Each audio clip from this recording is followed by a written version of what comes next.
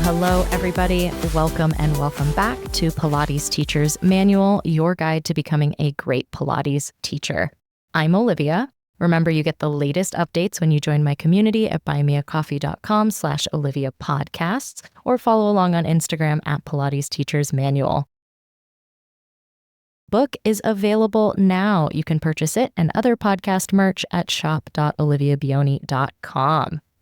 I mentioned in this episode that I'm working on getting the book on Amazon, but it actually is now available on Amazon in Kindle format, but it is more expensive because Amazon takes a big cut of all sales. But there's a really great workaround. You can convert any file, including the EPUB or PDF version of the book, into a Kindle-friendly format by going to amazon.com/send-to-Kindle. Save your wallet and get that same awesome book. Disclaimer is that the EPUB is going to follow the ebook formatting a lot nicer than the PDF. The PDF is just a PDF. You may have to zoom and move the page around in order to read it, but it really depends on how you're planning on engaging with the book. Today's episode is a conversation with the fabulous Mara Sievers of Pilates Encyclopedia, and she's chatting with me about my book, how it kind of came to be, what I'm working on, what my future plans are. So I'm kind of the special guest on the podcast today, being interviewed by Mara Sievers. I hope you enjoy. Thanks for tuning in. Olivia, you have just published your very first book. Congratulations. Thank you so much. It's kind of unreal. It's one of those things where I've been working on this and talking about it. Fun fact, if you're podcasting, don't say that you're going to do something and then not do it, because it just the episode just waits for you and is like, hey, remember 2 years ago in July when you said you were going to do that? But so I've been working on it for a really long time. It seemed like a very natural progression to have, there's a conversational aspect of podcasting where you get to chat with super cool people and you get to kind of pontificate at large, but then to be able to have it in a written form where it's a little bit more direct, a little bit more to the point. There's a table of contents. You can go right where you want to go.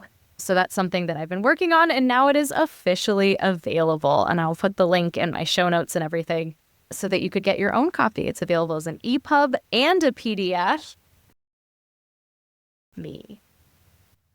That is amazing. I was able to, you were able to provide me a preview copy, and I read through it, and I love how organized it is, and I love that you can basically really just browse the table of content and then find the one thing that you need right this very moment. And then there's a fairly short, to the point, no fluff article about this is how you deal with this situation right now. Go and do it. So I love that you're not getting lost in, I hate books with 20 pages of introduction. I know. It's a book that's a podcast, and it's very fun when you're listening, because that's the vibe that I wanted on the podcast, that I wanted it to feel like you're talking with your friend who's a Pilates teacher, and you're talking about, what do I do with this person who's really difficult? They're always canceling on me and they don't pay me on time. That's a tough situation that I would probably talk to a teacher friend about. So to have the ability to just go right to that, because I also have episodes about it, but each episode's 20 minutes long, which isn't long by podcast standards, but it's okay, I don't need to listen to 20 minutes. Just tell me what I need to do. So there's definitely that aspect of it. And just how we organized our conversation today, there's a part 1 that I will be sending you to, so you can hear even more about how I got where I got. But I also arranged it in a very linear fashion in terms of what is coming your way, everything from deciding to become a Pilates teacher. How do you look at training programs? What do you want from your training program? What do you need to do to be successful in that training program and beyond? And then moving into okay, so now you finished your training program. Congratulations. Excellent job. So where are you going to work? What are you going to do? What kinds of classes do you want to teach? What kind of studio do you want to work at? What does it mean to be a Pilates teacher outside of a Pilates studio, your schedule, all of that stuff. And then just moving through, I talk about working with group classes in particular, some strategies and considerations for that, one-on-one sessions, overlap in some ways, but in some ways there are other things that you've got to do when you work one-on-one. Teaching virtually is really important because that's a way that a lot of us exist. A lot of us have virtual options or virtual classes. And then looking forward, what can you do as a Pilates teacher? Where does the career path go from there? From specializing in a niche population, potentially becoming a teacher trainer, it just lays it out. So wherever you are in your journey, it definitely has a newer teacher, I think, focus. But wherever you are in your journey, there are some interesting things, I think, in that book for you. Absolutely. And I think a great thing is too that as you browse a table of content, for instance, you might not know what you don't know, right? We don't know what questions to ask very much. So as you read through it, you might come across, oh my God, I'd never even thought of that, or I had never even realized that could potentially be a problem. So you can avoid problems before they even show up. Oh my gosh, yes. And that's another hugely important thing for me is that I want anyone who's teaching Pilates right now, or they're in teacher training, or they're considering teaching teacher training, to know what they're getting into a little bit ahead of time, because sometimes, you're already down the mountain and you're like, oh man, there's more mountain yet, so it's kind of like that. So definitely helping offer some guidance and offer some strategies. Just a huge thing for me is just being intentional from the get-go. That's I will share myself as an example. I am not an early morning exercise friend. I am not a 6 a.m. let's go for a run friend. I am a afternoon, evening teaching friend.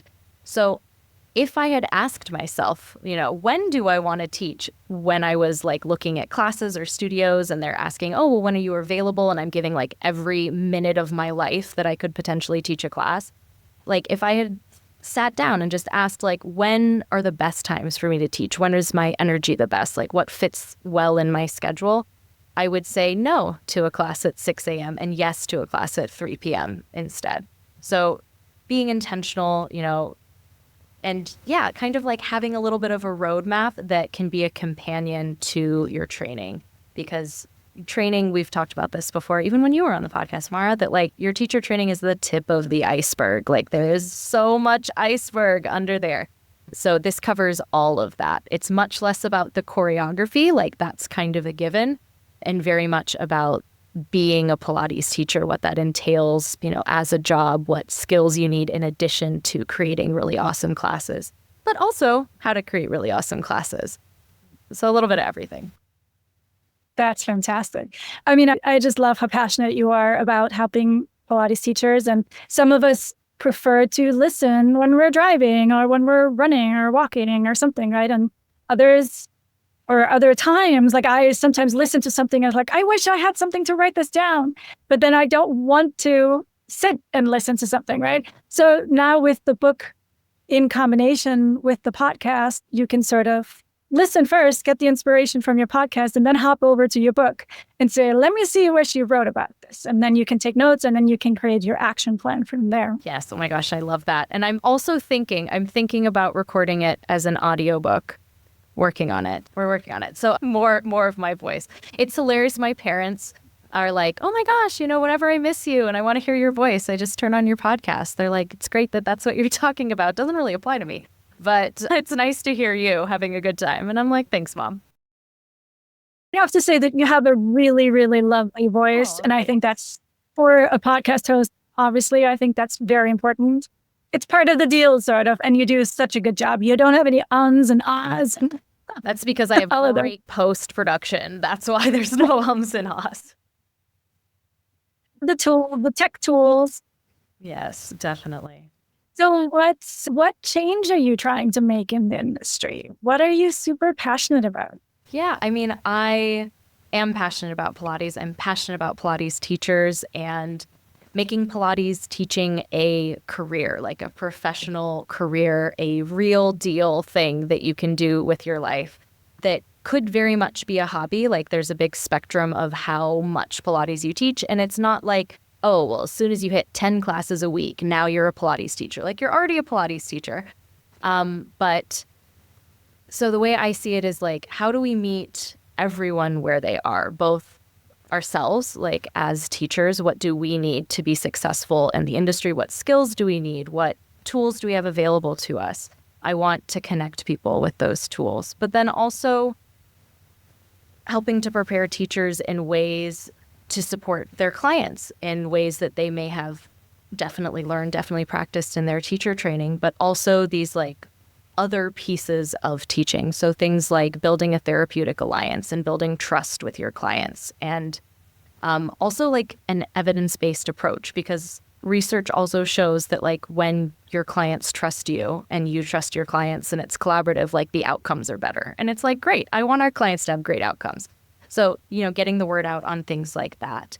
Also really passionate about our Pilates community and the fact that our Pilates community isn't like this thing that exists outside of us, that it is us.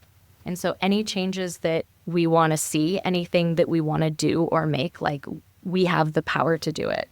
Like I started the podcast with like a dream and a hope, and now I'm here and I'm able to, connect with so many more people and just like magnify my impact. But like, I'm not special. Like that is something that anyone could do, whether it's starting a community class that's like in a church or in a community center or at a school. Like it doesn't always have to be this like perfect polished Pilates studio with all of the equipment. Like it can be teaching your dad mat Pilates in the garage, So definitely that. And just like the Pilates community has had a rough history and conflict like within itself. And so really being a voice of, what we have in common is much greater than what sets us apart. And our differences are beautiful and not something to wage an internet argument about, that there's space for all of us. And however you like to teach, the clients that you connect with, who you are as a person, that there's space for you in Pilates. And there's clients who are going to absolutely fall in love with you and your interpretation and your things. So every time I'm on my soapbox, I'm just very much about, empowering ourselves as teachers to have like the greatest tools, the greatest knowledge that we can share with our clients, empowering our clients so that they can be the strongest, best versions of ourselves. And that all of us together, like we're working towards a very common goal of making people's lives better and improving the lives of people that we work with and our own lives as well. I've said it before, I think the Pilates industry is like one of the best places to be, that we have the best people, the most knowledgeable people, and we really get to take advantage of that. Even something like this was just an email. I was like, hey, can we have a conversation? Can we talk about it? I've never met a Pilates teacher who was like, no, like, I don't want to talk about Pilates with you. We love talking about Pilates. So when you go to a workshop and like teachers are giving their personal emails and they're like, hey, if you have any questions, let me know. Like, email them, like it's a little leap of faith. And I know even when I started the podcast and I was really nervous because I was like, what if I'm not a real teacher? Like, what if I haven't like taught enough or learned from the right person? Like all of that self-doubt is really, it can be a struggle when you're like in it, but like if you are able to push past that, like the connections you can make, the growth that you can have, and the growth that you can inspire in others is huge, magnificent, multiplicative, I love so much of what you just said. I've made a mental note of it, probably forgot 3 of those. But like, I love that you are an example, living example for start before you feel ready, right? Don't let any fears that you have stop you from helping people, because you probably know a little bit more than those people. So just do it. And as you can only get better by doing it. You can't get better by hiding and by not doing it, right? I love that you said that. I love your positivity about the Pilates method. And you brought up, a challenging history, and there's still, I think, sometimes a challenging present when you go into Facebook or something like that. But luckily now we have so many resources that we can really choose where we go, and we can choose a space that feels more welcoming and safer. If we're in a Facebook group, that is beating down on you, just leave, because there's 10 other Facebook groups where you can go, right? Where you might be more supported. And maybe there's a membership that you can join where you get more support because it's maybe more moderated than in a free Facebook group, right? Sure. So there's that. But also with just generally, like, we're so in the industry, we're so past the conversation of classical versus contemporary. We're way past that. And I sometimes liken it to the restaurant scene. Like, there might be two Chinese restaurants on your block or on your street, right? Or whatever, 3 sushi restaurants, and everybody's got their favorites. And that's okay. We can all coexist, because the people who enjoy that particular place will go there, and the people who enjoy the other place will go there. And just the general thought of competition is not helping anybody, right? It's not helping you because it kills you joy. It's not making your life better by thinking about the Pilates teachers as your competition. It's more like you'll find a better match for you. Yes. Oh my gosh, completely. I think the world needs more Pilates teachers and more Pilates studios, because that means that we can meet more people. Because even if you could fit 100 people in one class, if another person wanted to take class, like, I want there to be another space for them as well. I think everyone's life is improved by, Pilates, and I think Pilates is exercise. It is a very fancy, complex, nuanced exercise, but it's exercise, and exercise is good. And Americans, certainly, I would argue worldwide, people aren't doing enough to take care of themselves and take care of their bodies. So, like, yes, amazing. Like, I want there to be studios that only do one-on-one sessions and only do duet sessions. There's 2 reformers in the room. I want there to be big mat Pilates classes in gyms, that people who are in the gym potentially for another reason, that they take a class on a whim and they're like, oh my gosh, this is great. It is great. You should do that. I want reformers to be in physical therapy offices so that we can use the beauty of the springs and our ability to scale exercises. Like, nothing scales like Pilates. The fact that we can change the spring tension, we can change the body position, we can change the piece of equipment that we're working on so that there's more support or there's less support. Like, Pilates is infinitely scalable. Like, I want that in a rehab setting. I want that in hospitals. I want that, to be the exercises that get sent home with people when they have a knee replacement.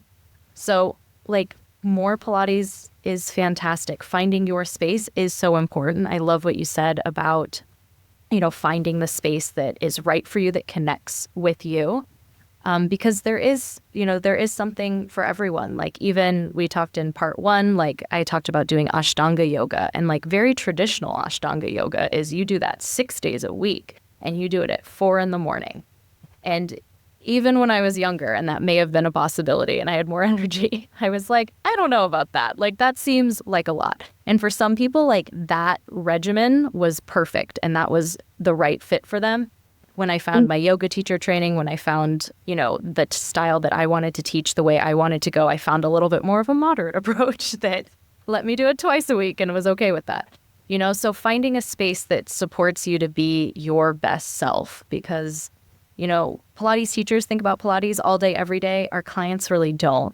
They think about it when they're there in the session. So creating a space that supports them, like, that's the work for us, is really, while our clients are with us, what can we do with them in the moment? And then what tools can we give them in the future so that, they have what they need? Like, we create those spaces for our clients and for colleagues as well. So I think that, competition is like not the vibe, because every studio offers something that's unique to that studio. Every teacher offers something that's unique to them. And our clients love studios, and it's great to have like a space that has all of that together.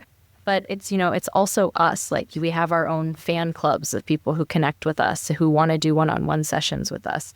And there's always room for growth. Like, if every other building was a Pilates studio, I would be like, fantastic. Oh my gosh, there's so many opportunities to learn from so many different people. You mentioned how you feel like the world needs more Pilates teachers. And I would actually go so far, not that you didn't mean it that way, but it's way more than a philosophical, the world needs Pilates. I talk on a daily basis with people with studio owners who don't have enough teachers for their clients.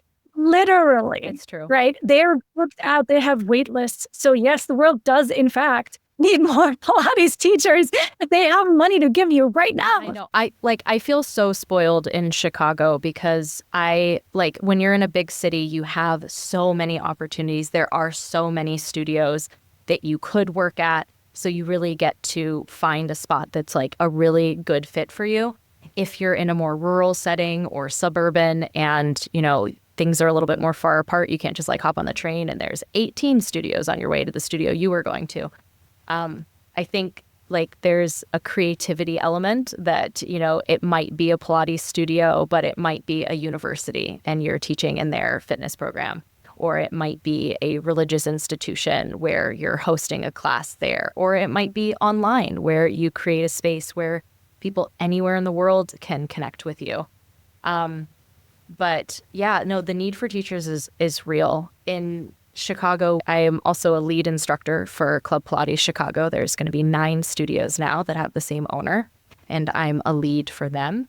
And one of the biggest things is, practicing what you preach. And so when you're good, I'm going to create this space that teachers want to be a part of, So a big thing that we did is part of it could be having a teacher training in your studio where you are actively recruiting some of your clients and you're being like, you'd be a great Pilates teacher, let's get you in.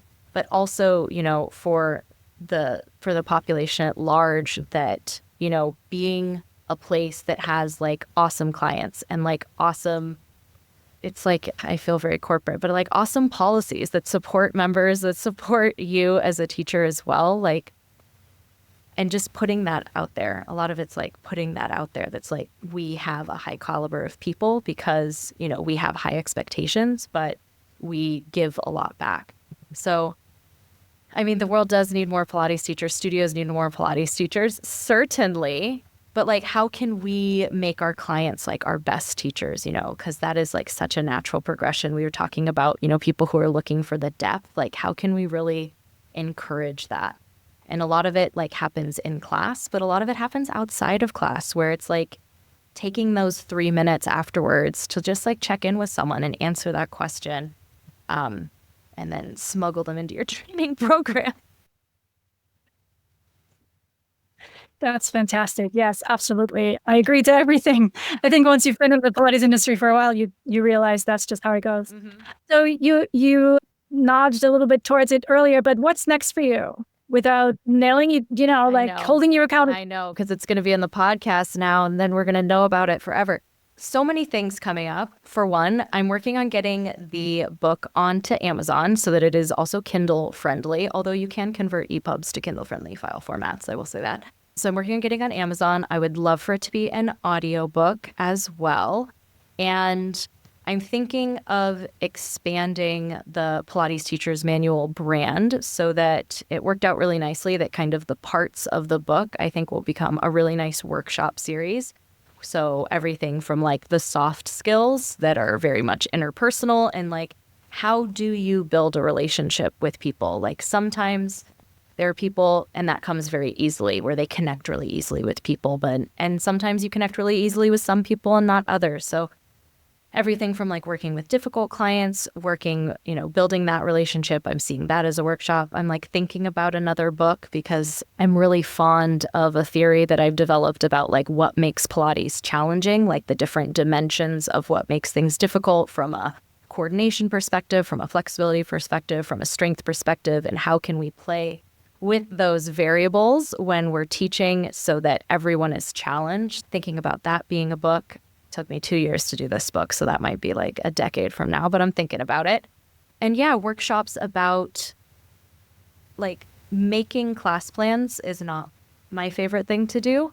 I'm not really inspired to write down a new class plan, but thinking about the theory of how you plan your classes, maybe workshops about doing group classes or specifically working one-on-one with people. So I've got that coming down the pipe. And I think that that's probably going to keep me busy for a little bit. And then also, everything that I'm doing, the podcasts will continue at the cadence that they're on right now, as well as I have a community on Buy Me a Coffee. So doing those coffee chats and still connecting with listeners. Like I still want to keep it small, even as it grows, because that's something that really inspires me, is talking with amazing teachers like yourself, talking with amazing clients and students, and just like, there's so many great people in the world, and we become better and more knowledgeable when we get to chat. So I'm definitely doing that as well. I think the two-way street conversation, right? Like we want it to be an interaction and a two-way street. Like teaching sometimes feels like a one-way street, but it doesn't have to be. And I think especially when you teach one-on-one, it should be much more of a two-way street of like, just have a conversation with the client and that'll bring you where you need to go. And in terms of us teachers connecting with each other, it's so enriching to hear other people's perspective, to hear other people's point of views and stuff like that. So I love that you do that. And I'm already tired just listening of what you're going to do on it. You've shortened your learning curve. You've gone through the process of one book. So the next book is going to be just 10% easier, maybe. I hope so. I keep my fingers crossed for you and send you lots of energy for all of that. Well, thank you so much, Mar. You've been such a great support. And I hope that listeners here on Pilates Teacher's Manual, please check her out at Pilates Encyclopedia. Such an incredible resource. Like, so amazing, the amount of information that she's distilled in her membership program. Like, she's a fabulous human and Pilates teacher.